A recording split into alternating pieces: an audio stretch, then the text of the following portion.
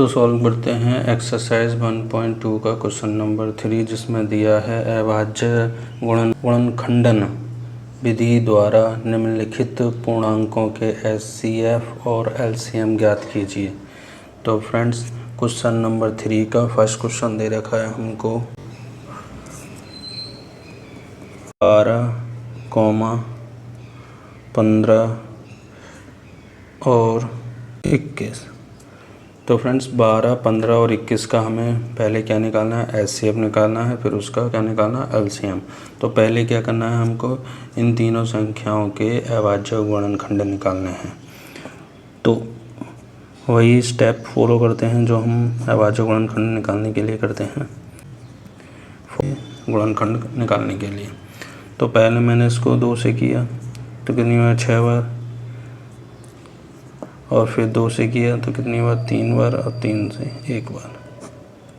इसी प्रकार मैंने इसको 3 से किया तो 5, और 5 से किया 1, और फिर इसको मैंने 3 से किया, 3 से 3 किया, और 7 से किया 1। तो फ्रेंड्स अब हमको क्या करना है, दूसरे स्टेप में इन संख्याओं के जितने भी हमने अभाज्य गुणनखंड निकाले उन्हें गुणनफल के रूप में लिख लीजिए। तो गुणनफल के रूप में 2 × 2 × 3, इसी तरह का 15 के लिख लीजिए, 3 × 5, इसी प्रकार आप जो है 21 के लिख लीजिए। तो कितना है, 3 × 7। तो फ्रेंड्स अब हमको क्या है, HCF निकालना होता है। तो हम क्या देखते हैं, हाईएस्ट कॉमन फैक्टर देखते हैं। तो इनमें कॉमन फैक्टर कौन सा है, तो आप देखेंगे 3 यहाँ भी है, 3 यहाँ भी है, और 3 यहाँ भी है। तो इन तीनों संख्याओं के जो हमने अभाज्य गुणनखंड निकाले हैं उनमें जो है 3 कॉमन है।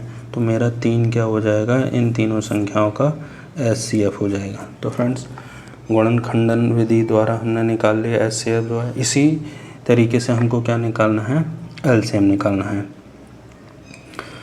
तो सबसे पहले क्या है कि LCM निकालने के लिए हमको क्या करना है, LCM। तो फ्रेंड्स यहाँ पर क्या है, 2 × 2 और 3 × 3, और बाकी का जो भी 3 है ना इन संख्याओं में, उसको हम नहीं लिखेंगे, × 5 × 7 ओनली। तो फ्रेंड्स अब जब आप इन का मल्टीप्लाई करेंगे आपस में, तो 2 दूनी 4 थी, 12, 12 पंजे 60, और 60 से 7 छिंग 420। तो इनका क्या हो जाएगा, LCM हो जाएगा। तो फ्रेंड्स इस तरीके से आप जो है मतलब गुणनखंडन विधि द्वारा संख्याओं के HCF और LCM निकाल सकते हैं।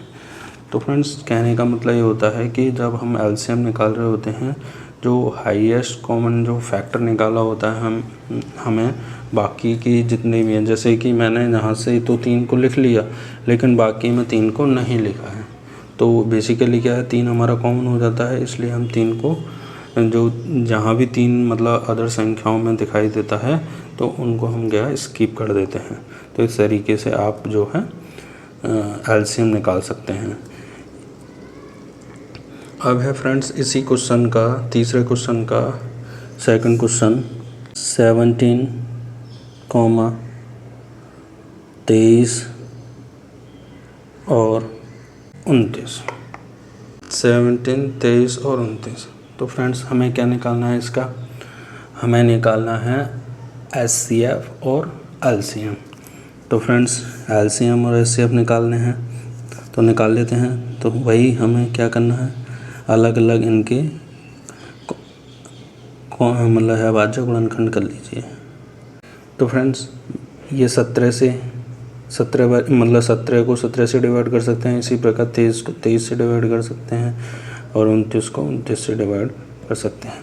तो फ्रेंड्स इनके जो है अभाज्य गुणनखंड कितने होंगे, 17 का जो है 1 × 17, इसी तरीके से 23 का 1 × 23 हो गया, इसी प्रकार 29 का 1 × 29 हो गया। तो फ्रेंड्स हमें क्या निकालना है, इसका HCF हाईएस्ट कॉमन फैक्टर निकालना। तो आपने देखा कि केवल 1 ही इसमें क्या है, कॉमन है, तो हमारा क्या है 1 इसका HCF हो जाएगा इन तीनों संख्याओं का। अब हमको क्या है फ्रेंड्स निकालना है, LCM निकालना है। तो LCM निकालना है तो आप 1 मल्टीप्लाई बाकी का 1 को स्किप कर देंगे और जितने भी संख्या हैं उनको सबका आपस में मल्टीप्लाई कर देंगे। ठीक है फ्रेंड्स। अब इन आपस में जब आप मल्टीप्लाई करेंगे तो फ्रेंड्स आपस में हमने इनका मल्टीप्लाई किया तो 17 का 23 में करेंगे तो कितना आ जाएगा, 17 का 23 में किया तो 391 और 391 में फिर 391 मल्टीप्लाई किया कितने का फ्रेंड, 29 का, तो कितना आ जाएगा 11,339। तो यही क्या होगा, इनका LCM होगा। तो इस टाइप से आप क्या है LCM और HCF निकाल सकते हैं। अब इसी क्वेश्चन का हमें थर्ड क्वेश्चन दे रखा है 8,9 और 25। तो हमें क्या करना है, सबसे पहले वही सेम फॉर्मेट यूज़ करते हुए इनका गुणनखंड कर लेने हैं। तो गुणनखंड किया हमने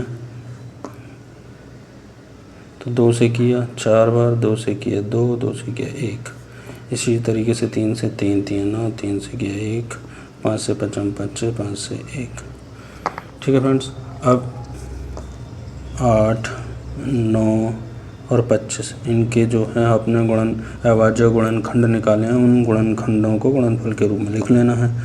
2 मल्टीप्लाई 2 मल्टीप्लाई 2, इसी तरीके से 3 मल्टीप्लाई 3, इसी तरीके से 5 मल्टीप्लाई 5। तो फ्रेंड्स देखा आपने जो है। अब हमको क्या निकालना है, HCF हाईएस्ट कॉमन फैक्टर निकालना है। तो इनका जो है एक और आपस में यदि आप मल्टीप्लाई करेंगे तो 1 हो जाएगा। तो HCF इनका क्या हो जाएगा, क्योंकि और तो कॉमन है नहीं इनमें, ना 2 है ना 3 है, तो फ्रेंड्स 1 कॉमन है, तो 1 इनका क्या हो जाएगा HCF हो जाएगा। अब हमें LCM निकालना है, LCM तो कोई कॉमन नहीं है तो ये सभी का आपस में क्या हो जाएगा, मल्टीप्लाई हो जाएगा।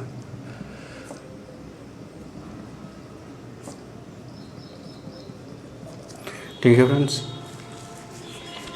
अब सभी का आपस में क्या हो जाएगा, मल्टीप्लाई हो जाएगा। जो भी आंसर आएगा इसका वही आपका क्या होगा, मल्टीप्लाई करेंगे तो ये कितना हो जाएगा 8, 9 और ये 25, 25 8 कितने होते हैं 200 होते हैं।